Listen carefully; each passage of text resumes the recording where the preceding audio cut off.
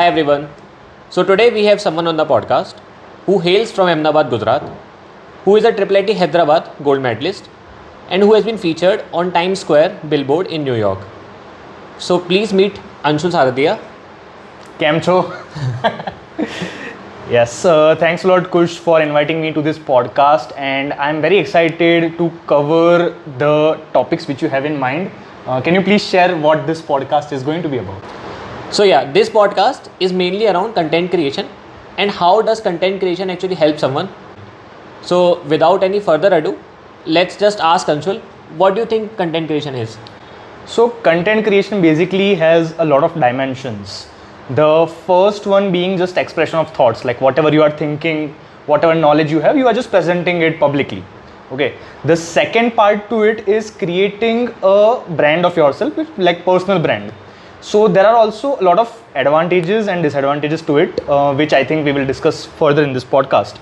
But yeah, so the first thing is expression of thoughts. The second thing is personal branding. The third thing is you can do content creation as a source of income as well. Like it's an occupation, it's a profession as well for a lot of folks. So those who are keen and curious to write, who are passionate about writing in their particular niche, it can be technical, non-technical, fashion, lifestyle, it doesn't matter whatever topic it is, but people who want to convey some message, some information, that basically is content creation. So everything around creating a website, writing LinkedIn post, posting something on Twitter, like you are creating a podcast on YouTube, so everything is some sort of content creation over here. Makes sense. So why do you do it? To be very honest, I mean, it started purely as expression of my experiences. Like I wanted to convey my experiences to people. So how did it start? I started posting on LinkedIn just after I got graduated, when I got into Google. Okay, so I was like, I want to share my interview experiences. I want to let other people know that whatever information is missing. Like I was fortunate enough to be from a college where there were lots of resources, where the seniors were so helpful and so on. But we know the situation of other colleges where people are not so enlightened, they don't know the opportunities and everything. So I wanted to convey that information, and in that way the entire journey of content creation started from me. At that time I didn't know I was doing content creation because it was a very new field, like COVID had just started and new content creators were coming up. So that term was not so familiar to me. For me it was just, I want to share my experiences, that's it. That's how it started. Makes sense. So what kind of content creation or what kind of content do you usually create? So I create content on Instagram, LinkedIn and Twitter. For me, Instagram was the first social media platform on which like I started creating content, and it's basically my personal travel diary. Like I love to travel a lot, so I keep posting videos like reels, photos to share whatever my travel experiences are. So that's about Instagram. Then I started on LinkedIn in 2020 after I got graduated. There I share experiences related to career, job and some technical and non-technical stuff as well. For me, Twitter is a little bit different social media platform because I do a lot of shit posting over there. It's purely an expression of whatever opinion or thought I have. It's complete raw Anshul over there. Some of my opinions can be controversial, some are politically correct, some are politically incorrect. So those three platforms I have tried to compartmentalize to share different types of information and thoughts. Makes sense. So for audience, can you give some example of what other platforms people can use for to do their content creation? So as a consumer, the first content creation platform which I was aware of is YouTube, the platform where you are watching this video right now. So like at that time when I was young, we used to follow a lot of content creators over there. Like Bhuvan Bam is like BBK Vines, we all started like when we were in college and all of that. So he was one of the first content creators, and that's how I came to know that okay, people create content on this platform to share their intelligence in some way, to share whatever thoughts they are having, trying to convey it in a satirical and non-satirical way. Yeah, so he was the first person, right? Like I think yes. When we saw Bhuvan Bam first, I was like, he's using a single phone. Correct. And he's self-recording everything, and he literally transformed this industry in some ways. I mean, he had a brilliant thought that he tried to convey different characters using the same character. So yes, I mean, he was the first person from whom I got to know that okay, YouTube is a platform where other people, like initially we were like T-series, YouTube channel is there and this and that and all of that, corporates are there. But then single content creator creating their own YouTube channel and making it so brilliantly. Like now Mr. Beast is there and Gaurav Taneja is there and lots of content creators are there. But that's how I got to know about YouTube, that okay, people can create any niche, like videos on any niche over YouTube. And then obviously I talked about Instagram, LinkedIn, Twitter. People are creating Discord communities. That's also a form of content creation where people share information about one particular niche. It can be job finding or anything at all. So Discord is there, Telegram is there. So any social media can in a way be considered as a platform for content creation, even WhatsApp. Like now they have included reels also in WhatsApp, like stories are there. Now they have created the communities as well in WhatsApp. So like everywhere, like where there is will, there is a way. Yes, completely agree. So why do you think people are so skeptical right now of doing this? So for example, I'll give a personal anecdote as here. So I have been on the other side of the platform where I have always looked at people posting on LinkedIn is like, why are they doing it? Over time, when I'm transformed myself into being a consumer to a content creator, then I realize there's a very hard journey involved, right? Correct. So why do you do it personally? Like what motivations do you have? And so let's start from there. Okay.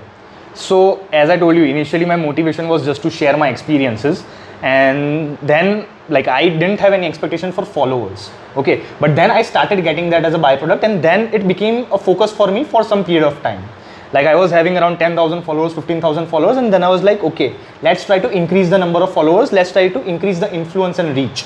So that was at an infant stage, I would say, of my content creation journey. That was a motivation for me that, okay, let's increase the followers. Because I was in an echo chamber where people around me were creating content and they had more followers than me. So I looked up to them as a source of inspiration that, okay, I also need the number of followers that he or she is. So initially that was a naive, childish thought for me. But then as I started creating content longer, followers kept on coming. I was becoming happier and happier by that number. But then I realized somewhere that why am I doing content creation? Is it just for the numbers, or there should be some sort of personal satisfaction for me involved in it, right? Because to be honest, you need to be very consistent when you are creating content. Sometimes I go on a vacation, I don't post on LinkedIn, I don't post on Twitter. When you start posting again, the reach is drastically low. So I don't know what sort of algorithm is involved in like all the social media platforms, but you need to be consistent. And in order to be consistent, in order to create content on a daily basis, like 365 posts covering, like people have an expectation that he keeps on talking about the same thing again and again in a different way. But just imagine 365 different topics. Technical, I mean, I am a tech person, so people expect me to create technical content. It's really difficult to create technical content every day, like different content, you know. So I was like, let's not focus about the followers. Obviously they are the audience and I am what I am today in content creation because of them. But I need to figure out what type of content I can create on a regular basis. So it can be inspirational. I have now tried to focus on pushing more technical content on LinkedIn. Twitter is going to remain shit posting platform for me forever.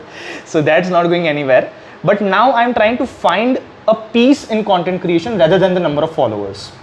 So that shift has happened in the last few months or so. And someone can say that, okay, he has more than 1 lakh followers. So he is in a position of entitlement or he's in a position of privilege. And I completely agree with that. No second thoughts on it. I am in a position of privilege which is inducing such thoughts that, okay, I have reached a milestone. Now I need to focus on my personal piece as well in terms of content creation. So I think people see that you have reached that privilege, right? But they don't understand the journey behind it. Correct. It's not like you started with 100k followers or something, right? Right. So you have been there when you had 0 followers. Then you have been at a step when, let's say, you have 10,000 followers. Correct. So the journey from reaching 10,000 to 1 lakh is something which people don't understand behind the scenes. Yeah, it becomes abstract for them actually at this moment. So why do you think people don't do it more often? Like, what is the thing that's stopping them to do the content creation? See, I have a couple of flatmates who have got inspired in one way or the other way to create some content. So now there are 2 opposite sides to both of my flatmates. One of them is trying to push content on a consistent basis, The other one feels that he wants to create only quality content, super quality content, even if that means one post in 2 weeks or something like that. Okay. So he understands that creating consistent content of very high quality is really difficult, because your brain can't spawn thoughts on an instant, like, Makes sense. right?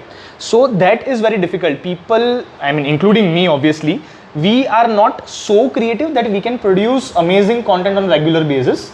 And yes, I mean, sometimes people get demotivated that they are not getting followers in an initial basis. So that becomes a sort of inertia for them, that okay, I am creating content, but I'm not getting likes that, like my flatmate is getting, or I'm not getting the reach that my flatmate is getting. So that becomes a sort of demotivation for them. They are like, I am also putting in the same efforts that he is putting in, but still I am not getting the return of investment that he is getting. But they are comparing two different chapters of two different content creators, which is not the right thing. It's like comparing apples with oranges, you know. Makes sense. So that's why people sometimes feel dejected in a way, and then they are like, let's focus on our jobs. Can you give them some motivation? Like, for example, were you able to reach those 100K followers in, let's say, 6 months or something? Or how did that journey become, how the journey has been for you? So just to add numbers to it, I started around June 2020, and I achieved 100K followers on LinkedIn on June 2023. Like, it's almost 3 years. So it took 3 years, right? Correct. Okay. Yes. So it took 3 years, and the journey was not linear as well. Like, there were lots of plateaus involved in between, where I was putting content and no effect at all. Okay.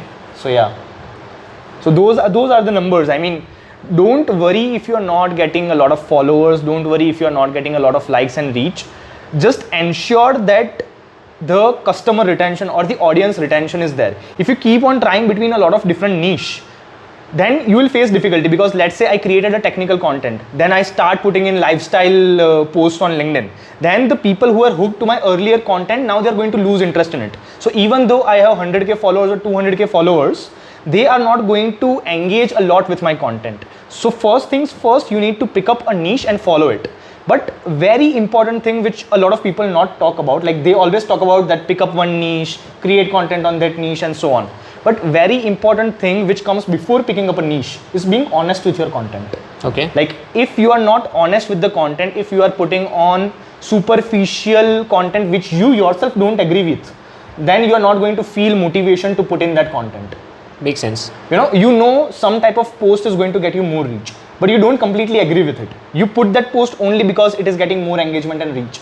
So somehow that number is there, but inside there is something eating within you that I don't like it, man. And that has happened with me in the past. That has happened with me. I used to put something, I knew it's getting a lot of likes and everything, but inside I was like, is this content really what I want to create? So that will happen. So try to be honest with yourself first, then pick up a niche and create content. So basically, let's say if I'm a new content creator, right? How do I decide what I should post? Or I'm not even talking about LinkedIn, for example. Let's say LinkedIn is one, Twitter is one, let's say YouTube is one. Correct. How do I tell a budding content creator or someone who actually wants to do content creation, where should I start? So it starts from within yourself, I would say. Like I told about Instagram, I put my travel experiences. Okay. So those are my first hand experiences which I'm putting on a social media platform. Okay. LinkedIn also, the way I started sharing my personal thoughts, and then I started sharing some passive information or second hand information. So as a budding content creator, or as someone who is thinking, okay, how should I start? Start with yourself. Whatever you have learned, whatever experiences you have gained, start projecting it in a meaningful way. And right now we are in a world of ChatGPT. If you are worried about if whatever I am going to write is going to be impactful or not, utilize those technologies to try and present it in a better way. Okay. Let the content be yours, but let it be presented in a more powerful way. Okay. So you're talking about ChatGPT, right? You started content creation in June 2020. Pre ChatGPT era. So you would have seen that evolution, right? So from writing or posting photos on Instagram to writing on LinkedIn to Twitter, you have seen the phase where text to photos to videos to ChatGPT has been there. Correct. How has your experience been in terms of understanding these technologies or understanding what's behind the scenes here? I mean, you quite pointed out the burning vein in some way, that people post photos and videos on LinkedIn, which sometimes are not so related with the content. Yeah. And then there are people in the comments trolling them that, okay, bhaiya, okay, Didi, why are you posting the photo? It's not related at all. Yeah. So I will talk, I'm not a psychology specialist, but I will take a step back and talk about the human psychology over here. Okay. So whenever we create some content on LinkedIn, what is the first thing that that you read? It's the first couple of lines of the post, right? And then photo is also visible. And someone wise told that a picture is worth 1,000 words or 1,000. I don't exactly know what it is, but a picture is more impactful. How many times in Instagram have you read the caption actually? I rarely remember myself reading the caption in reels or in Instagram post. Makes sense. Right? People are attracted by the visuals. Okay, so that is the first motivation when it comes to human psychology, that okay, if the image is impactful, then people are hooked to your content and they might open the post and read that, okay, what is the content involved in it. Then the first couple of lines which I talked about, if that is known as hook line, okay? Like just pointing out some terminologies in content creation, that is known as hook line, which is the first thing that a user reads. Okay, he or she will watch the photo, but the first thing that intellectual thing that a person will watch or read is the first couple of lines, which is the hook line. Okay. So that needs to be impactful enough, it needs to be engaging enough that the person wants to read the entire post. So I have seen that the drop rate from the hook line, that when a person clicks see more, okay, so that is around 10%. Okay. So out of 10,000 people, like 10,000 impressions or 10,000 people who are watching that post, around 1,000 people will click on read more. So make sure that like at least 10% is there, and if you want to create more engagement with your post, then you should have an impactful hook line involved with it. Makes sense. So Anshul has, for context, Anshul has 120k followers on LinkedIn. That is like 1,20,000 people plus follow him on LinkedIn, and around 60,000 people follow him on Twitter, right? So let's talk about how content creation has shaped your personality over the years. Like, are you the same person who started from 0 followers versus the person that you are right now? How has content creation over the years changed you as a person, changed your view on certain things, changed your view on things that are happening behind the scenes which people don't understand? Right. I have grown a lot in this 3 years of content creation, in a positive and in a negative way as well. Okay. Starting with the positive ones, like when you interact, like I used to be involved in a lot of extracurriculars, like just to give context, in the school and everything. I love to participate in everything. Okay. But interacting with an audience of 1,20,000 is a very big thing. Okay. They may accept your thoughts, they may reject your thoughts, and rejection is very painful. Like before content creator, I was not so accepting of that fact that whatever I did, people should like it. I used to have that kind of an attitude. Okay. So that attitude has drastically changed now, because I have started understanding the world as it is. 50%, in a best case situation, 50% people are going to agree with your opinion and 50% people are going to reject your opinion. And it can even be a technical content. Because I remember I put up a LinkedIn post about data-oriented design and object-oriented programming. So at that time also people were trying to polish me. Like they were doing polishing that, okay, you should not mention this thing is not technical correct, and that and not that. Okay, my intention was completely different. They were not able to understand the context of the post, and that will happen. Okay, you are not having a live conversation like we both are having. Because if you don't agree with some opinion of mine, you can directly question me and we can resolve it. But that doesn't happen on LinkedIn and any sort of platform. That's a one-way communication in some way. You know, you are projecting your ideas and then you don't have a scope of interacting with each other where you thoroughly share your thoughts and come to a common conclusion. So that accepting nature has been an added benefit for me, that now I accept a person as he or she is. That okay, they don't agree with my opinion, it's all right. It is because they have some sort of a bias. They have lived their life in a very different way than I have lived. They have their experience different than mine. And as a content creator, I created content from my experiences. So there is going to be an induced bias in my content as well, and in their comprehension as well. Because they have lived a different life, there is going to be an induced bias in that as well. So point is basically, for let's say new person who is a genuine fear, let's say in a new content creator, is what if people don't like my posts? That's all right. I mean, half the people always understand that half the people are not going to like your. I mean, you are very lucky, only one person disliked your video.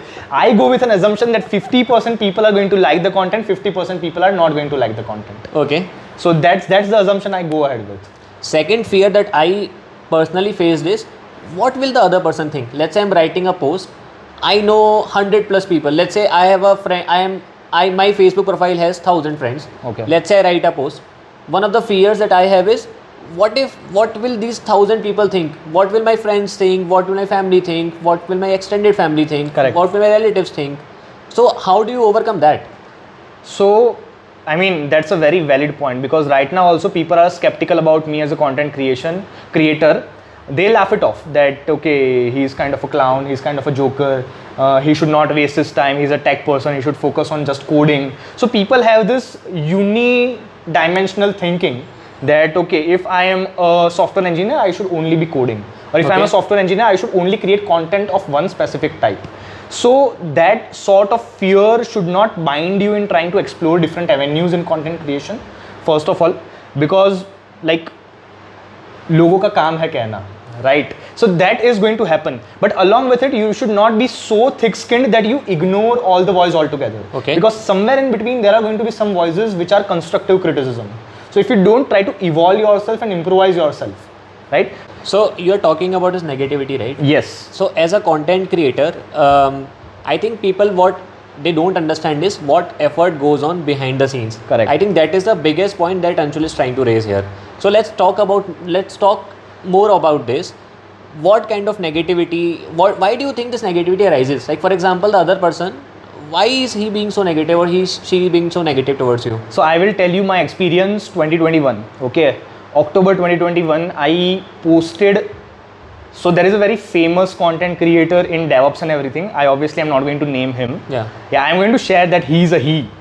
But yeah, so there was some sort of a social media controversy. People call it e-lafda. That's the popular Gen Z word. Okay. So there was an e-lafda at that time where there was some competitive programming versus development, web dev issue going on. Okay. So at that time, we tried to expose that person's lies. And what he did in return was create a YouTube video just saying bad things about us. Okay. That he told me that इसके माँ बाप ने इसको कैसे बड़ा किया है, he works in Google and he doesn't have this basic common sense and all of those stuff. So that was just 1 year after I started content creation. And even if I watch the video right now, like right now I'm having some sort of goosebumps, okay? So that is affecting me right now in a way. It is affecting my mental health right now as I speak as well. So those are some hurtful incidents that I got in a very early stage. Okay. And that has helped me understand that, okay, some people don't have their brains developed with 100% capacity. So that's completely alright. It's their loss, it's not your loss. Okay. And I think that's a very good point. Like, they are not harming you in any way, right? Correct. They're just saying something at the end. I mean, it is going to remain inside their mind only. Exactly. And it's going to eat them up ultimately. Exactly. So if they are doing it to you, I'm pretty sure they would do it to others as well. I mean, why did they do it to me first of all? Exactly. It's because their mental health got disturbed a lot, and it was their response to their disturbance itself. So it's completely alright. I mean, negativity is going to be part and parcel. You know, like I will give you a very common thing. Whenever you post a content, out of your entire audience, 10% of the audience is going to be haters. Okay. And that is more prevalent in Twitter. Like around 20% of my audience is my hater. And the haters are going to interact with you much more than your lovers. Yeah. Okay. Right? They are going to add comments that, okay, you are wrong, you are this, you are that. The people who agree with your opinion, they will be like, okay, he sounds to be right, and then scrolls. Exactly. Or in the best case situation, maybe like. In a very, very best case situation, he or she will put up a comment, Anshul, good work. And that is going to be very rare. But those who don't agree with your content, they would be like, "Arey, इसने ऐसे कैसे बोल दिया?" And he or she will directly write a comment that, okay, you are a liar, you are a scam, you are this and that. So that voice is going to be more prevalent. Haters are always going to be more vocal and more into your mind. So Okay. that is a thing. Now let's talk the fun part. What are the perks of being, let's say you have 1 lakh plus followers, right? Do you guys maintain some sort of a Community? Yeah. Yeah, we do have a community. Okay. But I usually don't interact a lot because I am sort of an introvert person.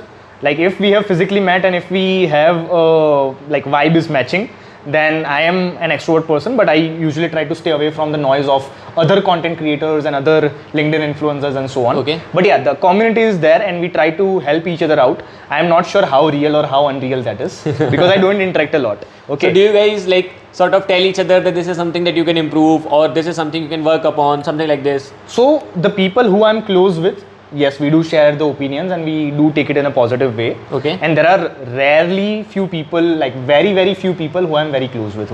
Okay. You know, only 2 to 3 people like whom I can share openly my feedback about their content. And if they share some feedback about my content, I take it in a positive way 100% of the time. Okay. So yes, community is there.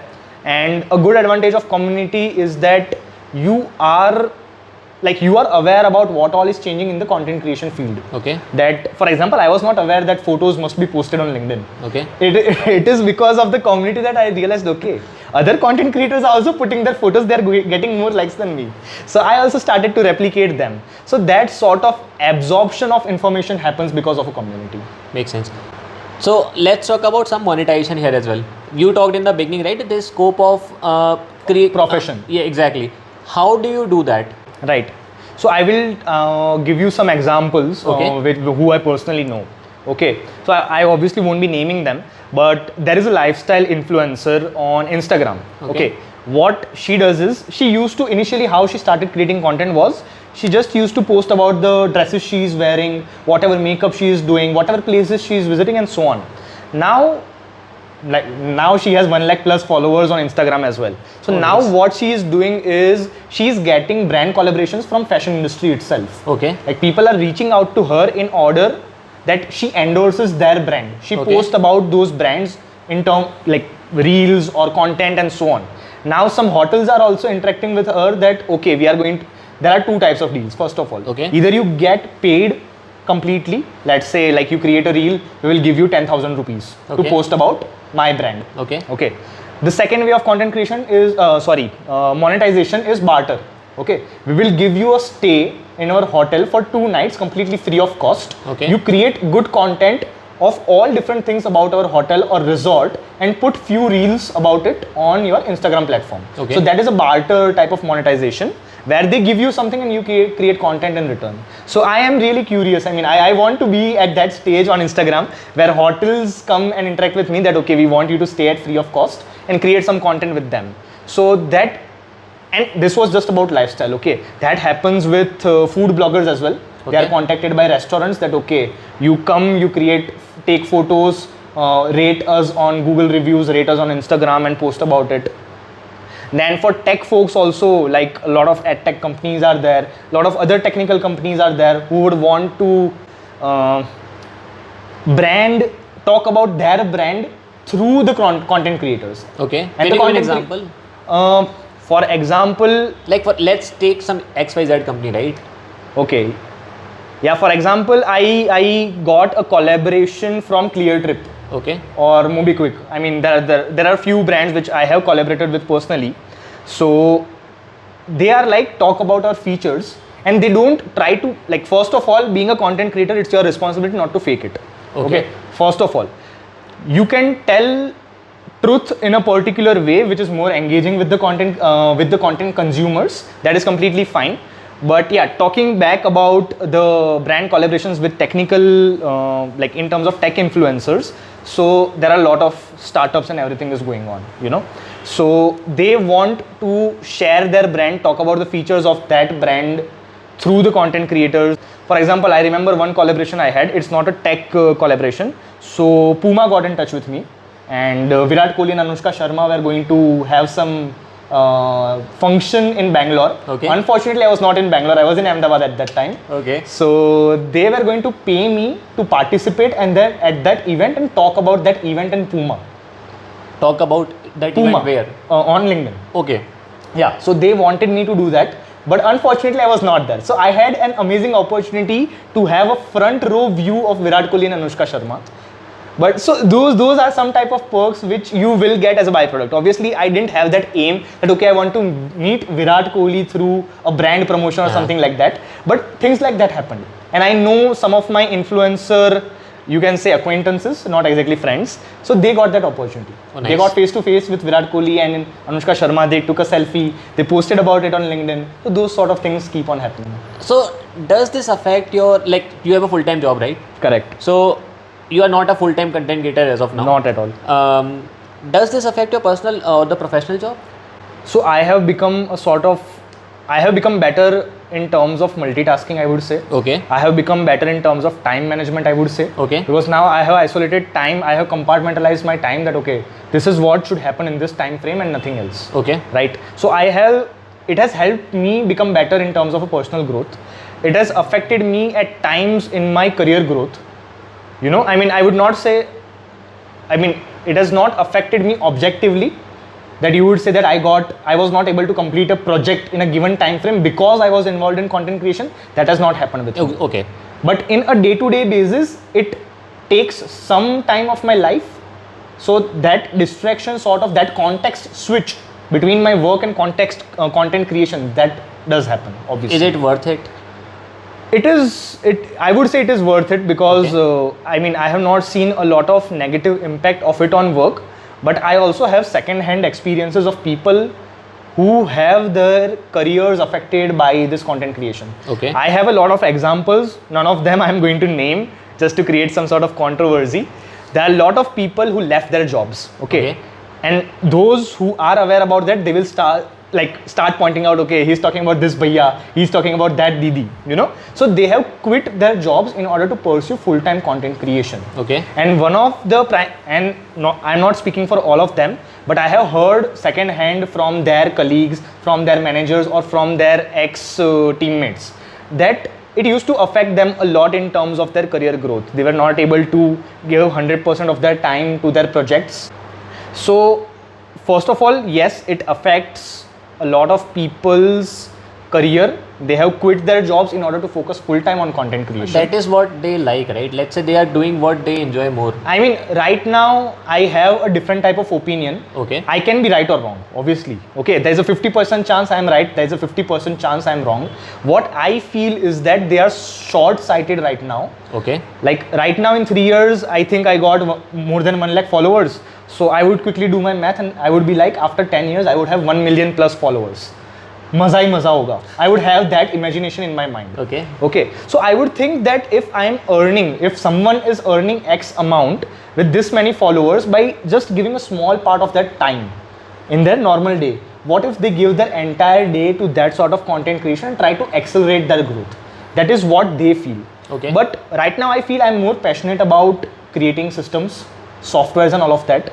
And that is my bias. Okay. As you correctly pointed out, the person might like content creation. And I can't put myself in their shoes, unfortunately, so I can't give a very politically correct answer to this. Right? So if you ask my personal opinion, I would never do that. I would never quit my job because I love the job with all my heart. And I'm not just talking about Google. I like the technical aspect altogether. Having discussions about tech, trying to do some trade-offs, pros and cons. It has made me a better decision maker. So I like that a lot more than content creation. Makes sense. So full-time content creation, I think it's not for everyone. It's Correct. mainly towards what drives you, as you mentioned, right? But do you recommend people should start some sort of content creation or doing something apart from their work? Definitely. I mean, it's, as you correctly pointed out, it's a sort of feedback loop. Okay. Okay, and it is a two-sided sword. First of all, it can have benefits, it can hurt you as well. Okay. So everyone should build a personal brand, because ultimately you yourself are going to speak about your work. Okay. I see a lot of recruiters getting in touch with me, a lot of startups getting in touch with me just for consultancy purpose. Okay. And I am like, I only have 3 years of experience in the field. I am not the right person to do it. But I don't know what sort of personal brand I have created at the moment that people are trusting me with that. Okay. I myself am not able to trust myself with that thing, and other people are trusting me with that. Okay. So personal brand is really important. Okay, so you should vocally talk about things that you are learning, things that you are experiencing, and things that you are gaining out of your learning experience. Okay. And then project it to some sort of an audience just to get a feedback that, okay, what can I improve upon? Is there something where I am doing wrong? Or, for example, you might be watching some YouTube video to learn something. Someone might come up with some other resource that, okay, hey, did you check out this tutorial Makes sense. to learn React.js or Node.js? So I think everyone should talk about I mean, I would not put out the word content creation so broadly. People should share their experiences. People should share their learnings. Okay. That is the primary thing which I feel everyone should do. Like start from somewhere, Yes, right? Like, correct. Makes sense. So what has been your best memory in the content creation, or let's say in 3 years that you have shared your experiences, what has been the best experience that you want to share? I mean, I have been very grateful to God that they have given me so many wonderful memories in terms of content creation. Okay. If I could meet Virat Kohli, that one would top. Definitely that one would top without any idea. Hopefully Virat Kohli will watch this someday. I really hope so, for your sake and my sake as well. So yeah, I mean, the best memory has always been times where I am grateful to the first circle. By first circle, I would mean my mother, my sister, my father. I mean, he has not been there to see me grow in this field of content creation. Okay, but I have always been grateful to him that whatever personality he has shaped me to, that has helped me a lot. So there have been moments where I am grateful. For example, I got a gold medal, okay, and convocation didn't happen when Papa was there.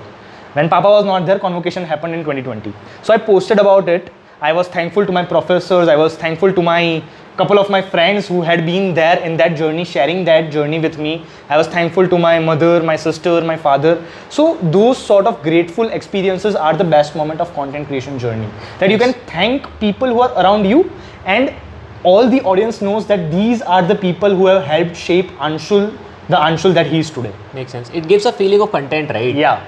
I mean, Papa would be so proud that people know that, okay, Anshul is whatever today right now because of him. So that sort of satisfaction is a different level. Yeah, I think that satisfaction you're talking about, like living that happy feeling, I think that is the crux of all of this. Correct. I think at some point money will also not matter. Right. Some point of time followers will also not matter. Right. Some point of time likes, dislikes or comments also will not matter. Yes. What matters is this feeling of content at the end that is there, right? Right. Makes sense. So, and how have your followers, like when they come to you as Anshul, what do they ask? What are their aspirations, or what are the common things that you might have seen from them? So right now the people who usually get in touch with me are college students. Okay. So they usually ask me about things like whether I should go abroad for MS, or what should I do to get into Google, Amazon, Facebook, Microsoft and so on, or what projects I should focus on in terms of, like, in college what projects I should focus on. Can you review my resume? So all those wide range of discussions I have with, college students who follow me on social media. So there was one girl who just finished her 12th. Okay. She followed me on Twitter and she was having some dilemma about which college to go into. Okay. So she gave me all the information, like, okay, this is my rank, these are my aspirations, these are all the options I have. Based on your experience, which is my experience, what I feel like, which college should she go into, which course she should opt for. And like, I'm obviously not going to name which college I gave and all of that. Makes sense. But yeah, I mean, I gave her my honest opinion. I gave her the reasoning as well, that if you want this, choose this particular college. If you are ambitious about this thing, then you should choose this college. Then she chose the college, and now, like, we are in touch on a regular basis. She shares me what she's learning, and like, it's a friendly relation right now that we have. So she calls me Bhaiya. I mean, most of them call me Bhaiya only. So that's the term which I'm famous by, Anshul Bhaiya. So yeah, I mean, those are some heartful experiences where you sort of help people with a clean heart, with no expectations from them in return. Makes I mean, sense. I don't have any expectations from the college students in return. Makes sense. Right? If they're asking me something, if I have my bandwidth, I'm going to share my knowledge with them and help them out. Okay, do you want to share something else to the audience? Anything you want to share? I mean, content creator, software engineer, mechanical engineer, anything at all, whatever field you choose, some of the core things are going to affect you. That is your attitude, that is your experience that you have had till now, the people you are around. Okay, so there is a wise saying which says that you are the average of the 5 people who are closest to you. So make sure, for example, if you want to become a very good software engineer, stay around people who help you grow in that journey. Okay, if you want to become a very good content creator, stay in touch with content creators who are putting on genuine content, honest content, impactful content. That will help you grow. Okay, so first, like, that thing is really important, to have good people around you. Second thing is, don't fear rejection. Don't fear to be explorative in terms of your content creation or gaining new experiences in that. And that will help you grow. That will shape your attitude on its own, because you will meet a lot of different people, you will have a lot of different experiences, and then you will evolve as a person. Makes sense. Yeah, that's it. Thank you so much, Anshul, for being on the podcast. Yeah, thanks How a do lot, you say Kush. bye in Ahmedabad? Like, That's a tricky question. I think Gujaratis are going to kick me off, I think. okay. I say bye only in No, what is the like goodbye in Gujarati? I mean, there is no such proper translation of goodbye. There are a lot of different phrases which we say in Gujarati, like chalo madiye, and So we found aujo. something. Aujo is a very Okay, famous come back. thing. It's like come back. Welcome. It's sort of welcome. Okay, aujo. welcome. Yeah. So I'm going, like, if you are going out of my house, I would be like aujo, come back next time. So that sort of phrases. Makes sense. So yeah, Okay. aujo. Thanks, Anshul. Yeah. Thanks a Okay. lot, Kush. Bye bye.